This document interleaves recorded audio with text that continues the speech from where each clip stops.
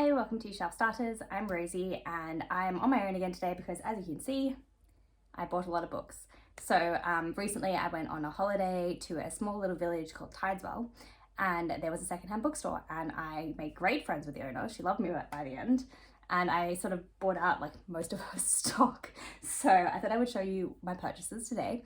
I don't really know much about the books that I bought because you'll see that it's mostly like the author that has made it interesting for me. So I've just chosen, when I've seen an author that I know I want to read more from, I've just picked it up and gone for it. So it won't be too much detail about the books themselves, but hopefully you can see how excited it is to have found these editions. So let's start with the one I'm least excited about and kind of regret getting, to be honest, because it's actually a sort of modern book. And my rule at the moment is I'm not allowed to buy any newer releases in physical format, just on the Kindle. And then the only books I'm trying to have in my life as physical formats is classics, because I think that those are the ones I will want to keep forever. So this is a bit of a mistake, but I got excited. It was one of the first ones I found. So it is The True History of the Kelly Gang by Peter Carey. This is an Australian author, and it's a fictionalized account of Ned Kelly's life, which I've always found very fascinating. Actually, when I was a child, my very first individual project at school was on Ned Kelly. So I took myself off to the library and I did all my research.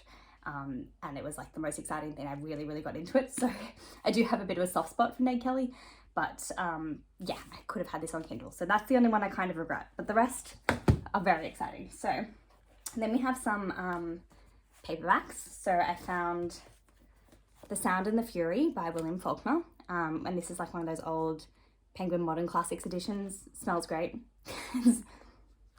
It's very exciting. All I know about this is that a lot of people study it in the US at school. Like it's one of the like standard texts that everyone has to read. So I hope it's really good. We shall see. And then we have Joseph Andrews by Henry Fielding. All I know from Henry Fielding is that he wrote The History of Tom Jones, a Foundling. But this is also going to come up in our Norton Anthology Challenge at some point. So I'm excited to have this, and it sounds like it's supposed to be sort of a different version, like a parody of Pamela by Samuel Richardson, which I also haven't read, but I'm keen to do so. We actually studied it, talked about it, not studied it, a little bit at my uni when we were talking about that era of like sentimental fiction in French. So this should be interesting. And then we have Alexandre Dumas fils, who is the son of Alexandre Dumas, and this is La Dame aux Camélias. No idea what this is about. This looks like a pretty short one.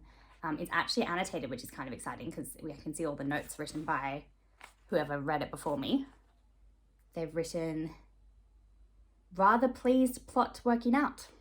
This one, that's a great one. Love that. Yeah, I can't wait to see what they've actually written throughout. I think that's actually kind of exciting when you find books that have annotations throughout, so that'll be fun. And then a couple of Angela Carter's. So I found The Magic Toy Shop, which I have been wanting to read, and this is a fairly like pristine copy. So in fact, I don't think it's been read. So quite a good find, and I love that cover. It's so pretty. So hopefully I will like that. I do love Angela Carter. I love The Bloody Chamber, so that'll be good. And then this one, I thought that this was actually by Angela Carter, and then I realized that it's actually an anthology just edited by her. But I think there is one story by her in here, but it has some other good authors that I recognize, like Catherine Mansfield, Colette, Angela Carter, of course. Yeah, so, and then a few I don't know at all. So it should be good. It's Wayward Girls and Wicked Women. So I'm sure that the stories will be to my taste. So we'll see. And then, then I bought out a lot of the Agatha Christie paperbacks. And it's funny, I actually went to the store 2 times. So this is the compilation of 2 separate trips to this same bookshop. And on the second day, the owner, I think she forgot that it was me. Or maybe there was someone else, but she said that someone had come into the store the day before and bought 10 of the Agatha Christie paperbacks, and she was kind of annoyed about it because it meant that she had like no stock left and she wanted to save some for other people. She wasn't good at making sales, I'll have to say. Yeah, she wasn't great at like making money. She kind of wanted everyone to, she gave a few of these to me for free, and yeah, clearly didn't want people to buy that many things so that other people could get them. So I didn't buy 10. So either she was exaggerating and getting it wrong, or there was someone else who came in and bought 10. I don't know. But I bought 3, 4, 5, 7. It's quite a lot. But over 2 days. So I don't know if it was me or not who was evilly stealing all the books. But I just love these old editions, particularly these ones, the old green Penguin classic books. I think they're beautiful. I've read this one there already, but the others I have not read. And it said also in like in the price tag that she put on it, she wrote that it was, some of these were first edition paperbacks, and I'm not sure if that's actually true or not, but yeah, no, it says first time in paperback for this one. So maybe. Either way, it's exciting to have them with the old cool covers. Like, that is quite creepy. And maybe I'll show you all of them. So this is Passenger to Frankfurt. Another one of the green ones with Crooked House. This one's creepy. This sort of reminds me of like a Stephen King cover. Elephants Can Remember. At Bertram's Hotel. They do it with mirrors.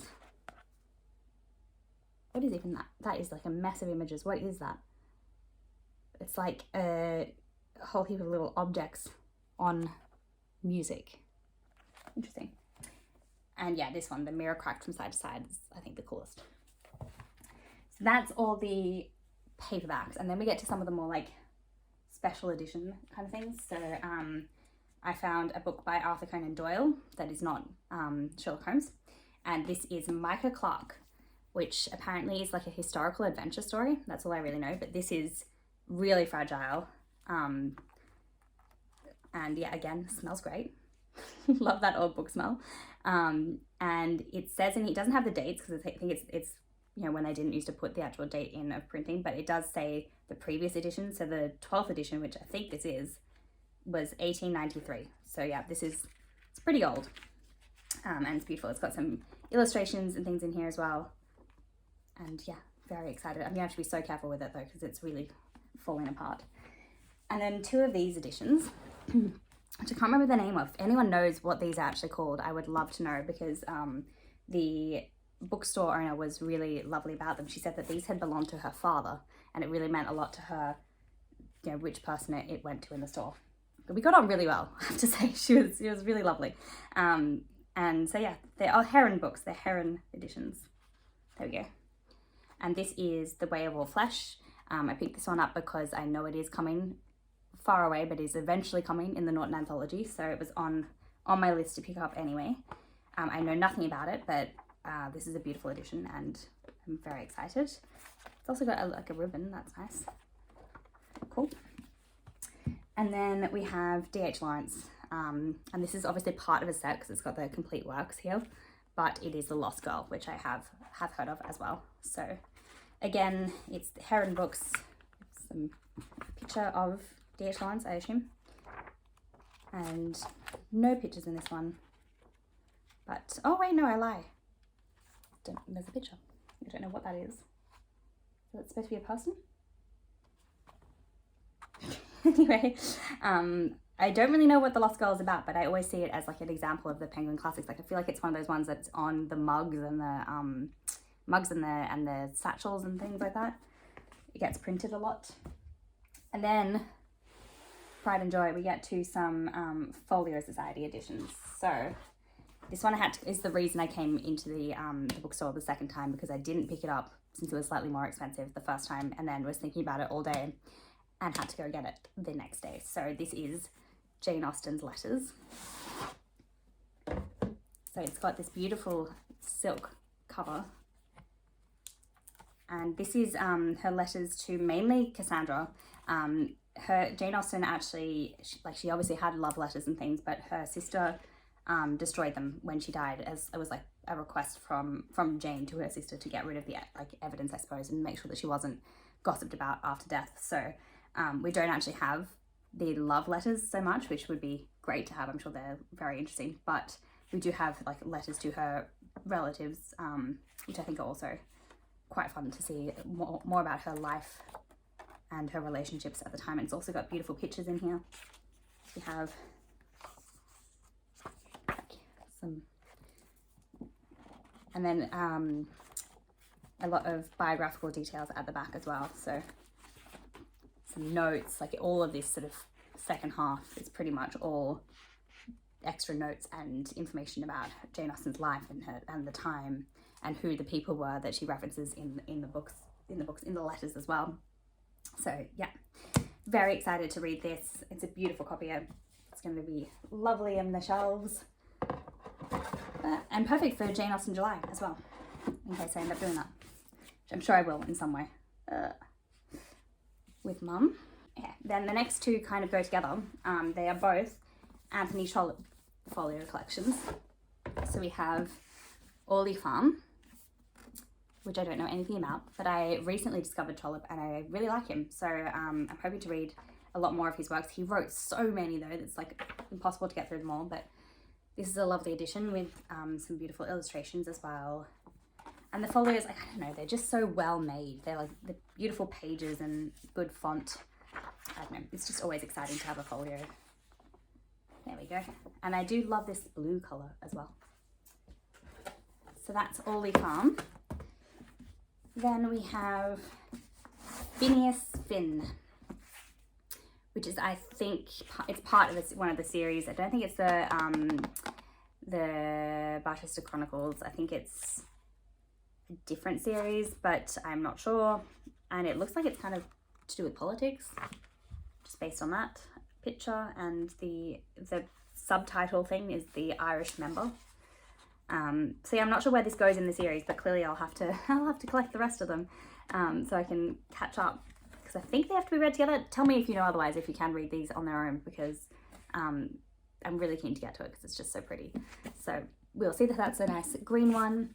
I wonder if Folio did all of Trollope or just a selection, all in the same like style of the colour and the simple cover. Would love to have more, but you know, they're so expensive. So finding them secondhand is the way to do it, I think. And then this find is kind of incredible because it is unopened. It is the Best of Saki folio edition, and it's been unopened. So I thought I would wait and open it with you here on camera, so I can see what it's like on the inside. You're waiting all this time. It's so hard to buy a book and then not be able to get into it until after. So let's see. Okay. We have the nice slipcase. Oh wow. Okay, so it's actually got pictures on the cover as well. Okay. That's an interesting group of characters. And then on the back as well, this random man. So it's like a little picture. Nice. Oh, it's so new. Okay. Wow. Alright, so Saki is actually, that's not his real name. So I think it's a pseudonym. His real name is H.H. Munro. And this is, I think, is it stories, like short stories, seems like. And there are pictures as well throughout. I think this is going to be a fun read. I don't know what kind of work Saki's writing. Based on the illustrations, it seems like there's a lot of humour. You know, they look like quite funny little pictures, so it should be a nice break from my more serious classics. Anyway, yeah, I'm so happy to have these in my collection now. It's well worth the effort to bring them back to my house in London. And I'm going to make some room, hopefully, in the bookshelves so I can actually fit these in and display them nicely. But yeah, I'm so excited to have all these new editions, and now I'll always remember where they came from as well. I would love to go back to that secondhand bookstore another time. I'm not sure when I'll next be in Tideswell, but she was so lovely, and it's just so exciting to find treasures like that, like wandering through a like maze of books. I love it. It's my favorite thing to do. So I had a great time. And yeah, and now I want to see if I can lift all these books up without damaging them. That's a bit of a concern. Anyway, let me know if you have any like amazing finds that you have discovered in secondhand bookstores, because I love those stories. I think it's the most exciting thing. It's a book lover's dream, right? And yeah, I would love to hear from you. Let me know what you're reading, and we'll speak to you again soon. Thanks. Bye.